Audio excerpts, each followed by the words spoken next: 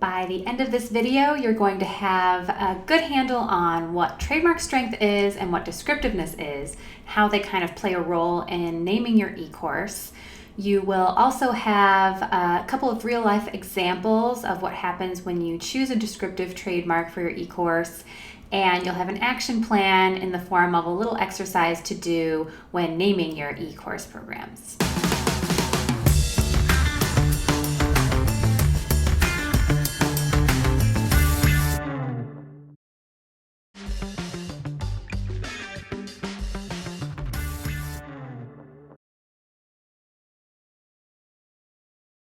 So first, the spectrum of trademark strength. Briefly, the trademark strength spectrum speaks to how protectable a mark is, at least initially. I have another video that speaks through the whole spectrum of trademark strength, but this video will focus on descriptive marks. A descriptive mark describes a quality, characteristic, function, or purpose of the service offered under that brand. Distinctive is another way of saying protectable. Essentially, it's that legal term that says that a mark is strong, identifiable, etc. Compare a mark like Home Goods to a mark like Spotify. You know what you're going to find when you walk into a store named Home Goods.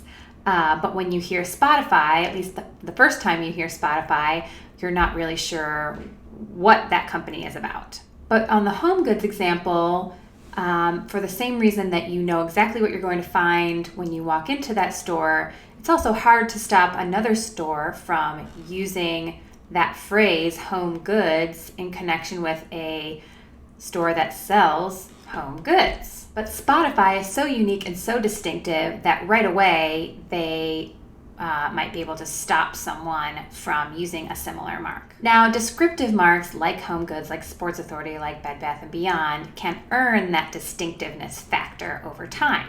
Because it's been used for so long, it has such a huge following, huge market recognition, etc. Home Goods has earned that distinctiveness that's usually reserved right off the bat for stronger marks like Spotify. But a lot of times, if you file to register a descriptive mark with the U.S. Patent and Trademark Office, the Trademark Office will require you to move it over to the supplemental or secondary register. The supplemental register is fine. It does have some of the benefits that the principal register has. You get to use that R in a circle symbol, and your registration acts as kind of a roadblock to later filed similar marks, but it just doesn't have the same protections that the principal register has.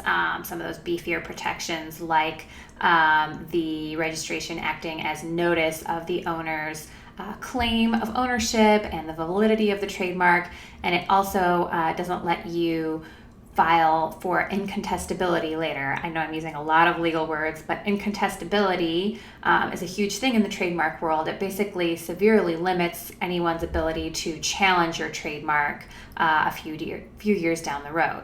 You can file a new application on the principal register for a descriptive mark after it's been registered on the supplemental register, but you're paying to register the mark again, so why not just choose a distinctive, strong trademark from the get-go? Okay, so I've got two real-life examples for you from female digital empresses, and my big disclaimer is I don't represent either of these women. I'm just making observations based on information that's publicly available from the Trademark Office. So example number one is Marie Forleo's B School.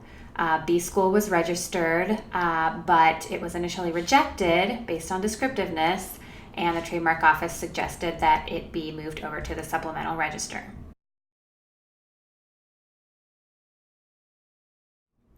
Another example is Amy Porterfield's List Builders Society. The List Builders Society trademark was also initially rejected based on descriptiveness and moved over to the supplemental register. So here's a little exercise to run through when you're brainstorming ideas for your e-course names. You want to break up the page into 3 columns. And in that first column, you're thinking through those marketing phrases, those keywords or keyword phrases, things that your audience might search for when looking for a course like yours. These are going to be your descriptors, your descriptive words, right? Those terms might get you into supplemental registered territory on their own. In the middle column, think about the transformation you want your customer to go through when completing your course. Focus on the customer and what they will be once they complete your course. And in the last column, you've got your brand name, your existing brand name that all of this will be housed under. Now use some combination of the three and start working towards a strong trademark. Those first two columns could land you into descriptiveness territory, but now you have an understanding of what a descriptive mark is, right? So at the very least, you could have blah, blah, blah descriptive mark by your brand name, whatever your brand name currently is. So remember, while descriptiveness can be your friend with marketing, and in connection with marketing purposes, it might not be your friend for trademark purposes. And I hope this video gives you some things to think through when you are going through the process of naming your e-courses. And hey, if you like what you saw here, you like free information, check out the link below. Enjoy!